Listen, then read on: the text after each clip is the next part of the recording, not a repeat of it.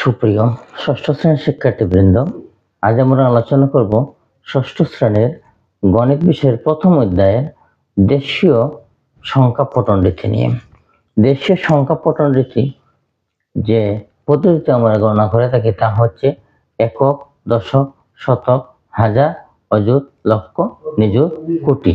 এভাবেই আমরা একক স্থানীয় যে সংখ্যাগুলো হচ্ছে তা হচ্ছে 1, 2, 3, 4, 5 এভাবে গণে থাকি।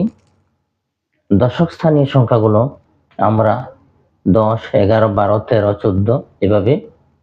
শতকের গড়ের সংখ্যাগুলোকে আমরা 100, 200, 300, 400, 500। হাজারের গড়ের সংখ্যাগুলোকে 1000, 2000, 3000। অযুতের গড়ের সংখ্যাগুলোকে আমরা গণে থাকি অযুত এবং হাজার একই সাথে নিয়ে আমরা 10,000, 11,000, 12,000, 13,000, 14,000 এভাবে হাজারের গড়ের অযুতের গড়ের সংখ্যাগুলোকে গণে থাকি। এরপরে হচ্ছে লক্ষ। লক্ষের গড়ের সংখ্যাগুলোকে একইভাবে আমরা 5 লক্ষ, 7 লক্ষ, 8 লক্ষ। নিযুতের গড়ের সংখ্যাগুলোকে আবার আমরা নিযুত এবং লক্ষ একই সাথে, যেমন 12 লক্ষ, 13 লক্ষ, 14 লক্ষ এভাবে গণে থাকি।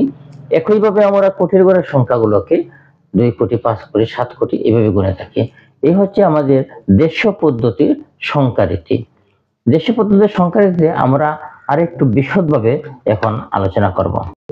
আমরা সাধারণত এইভাবে একক, দশক, শতক,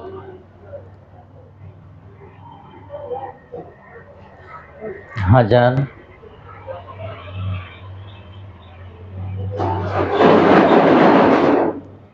অযুত,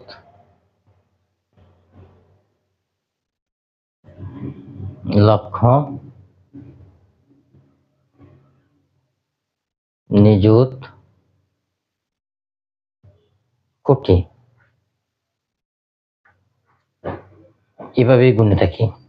এককের স্থানীয় সংখ্যাকে আমরা 1, দশকের সাথে এখানে যদি আমরা 1 দেই তাহলে হবে 11, শতকের গড়ে 1 দিলে হবে 111, হাজারের গড়ে 1 দিলে হবে 1111। একইভাবে অযুতের গড়ে যদি আমরা 1 দেই তাহলে হবে 11,111। লক্ষের গড়ে যদি আমরা 1 দেই তাহলে হবে 1,11,111। একইভাবে যদি নিযুতের গড়ে আমরা 1 দেই তাহলে হবে 11,11,111। আবার আমরা যদি কোটির গড়ে 1 দেই তাহলে হবে 1,11,11,111। এভাবেই আমরা দেশীয় পদ্ধতিতে গণনা করে থাকি। এখন আমরা আলোচনা করব সংখ্যা পদ্ধতির আরেকটি রীতি হচ্ছে আন্তর্জাতিক সংখ্যা পঠন রীতি। আন্তর্জাতিক সংখ্যা পঠন রীতি অনুযায়ী এখানে হচ্ছে একক, দশক, শতক, হাজার, মিলিয়ন, বিলিয়ন। আমরা জানি যে 1 মিলিয়ন সমান 10 লক্ষ হয় আর 1 বিলিয়ন সমান 100 কোটি হয় আমাদের দেশীয় হিসাব অনুযায়ী। তো এখানে এককের গড়ে 1, দশকের গড়ে একটি সংখ্যা, শতকের গড়ে একটি সংখ্যা, কিন্তু হাজারের গড়ে আমরা সর্বোচ্চ 3টি সংখ্যা নিতে পারি। এই এরপরে হাজার, পরে মিলিয়ন এবং বিলিয়ন। মিলিয়ন, বিলিয়ন, হাজার, এই যে 3টি বিষয়, 3টি গড়েই আমরা অনূর্ধ্ব 3টি করে সংখ্যা নিতে পারি। এটা হচ্ছে আমাদের দেশীয় পদ্ধতির সাথে আন্তর্জাতিক পদ্ধতির পার্থক্য।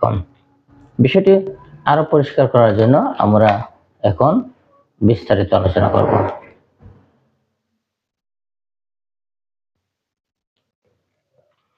এখানে আমরা প্রথমে একইভাবে একক,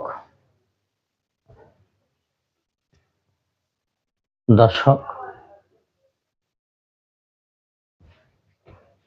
শতক,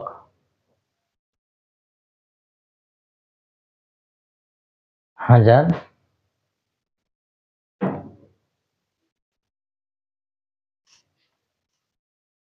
একক, দশক, শতক, হাজার, এরপর আমরা নেব মিলিয়ন।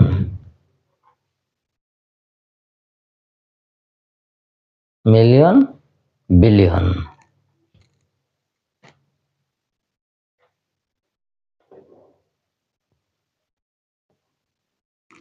এখানে পার্থক্য হচ্ছে যে দেশীয় পদ্ধতিতে আমরা যেভাবে এককের স্থানে একটি সংখ্যা নিই, একইভাবে আন্তর্জাতিক পদ্ধতিতেও আমরা যে কোনো একটি সংখ্যা নিতে পারি, দশকের ঘরেও একটি সংখ্যা নিতে পারি, শতকের ঘরেও একটি সংখ্যা নিতে পারি। অর্থাৎ এখানে আগের মতোই 1.11 বা 111 এভাবেই হবে, কিন্তু হাজারের ঘরে আমরা অনূর্ধ্ব 3টি সংখ্যা নিতে হবে। অর্থাৎ এখানে যদি আমরা 1 দিই তাহলে 3টি 1 দিতে হবে, বা যে সংখ্যায় দিই না কেন এখানে অনূর্ধ্ব 3টি সংখ্যা আমরা নিতে হবে। একইভাবে মিলিয়নের ঘরে যে 3টি সংখ্যা নিতে হবে, বিলিয়নের ঘরেও 3টি সংখ্যা নিতে হবে। এই হচ্ছে আমাদের দেশীয় পদ্ধতির সাথে আন্তর্জাতিক পদ্ধতির পার্থক্য। মূল বিষয়টা হচ্ছে যে এখানে বিলিয়নের ঘরে 3টি সংখ্যা, মিলিয়নের ঘরে 3টি সংখ্যা, হাজারের ঘরে 3টি সংখ্যা, এটাই হচ্ছে আমাদের দেশীয় পদ্ধতির সাথে আন্তর্জাতিক পদ্ধতির মূল পার্থক্য। আশা করি তোমরা এখন বিষয়টি বুঝতে পেরেছ। ধন্যবাদ।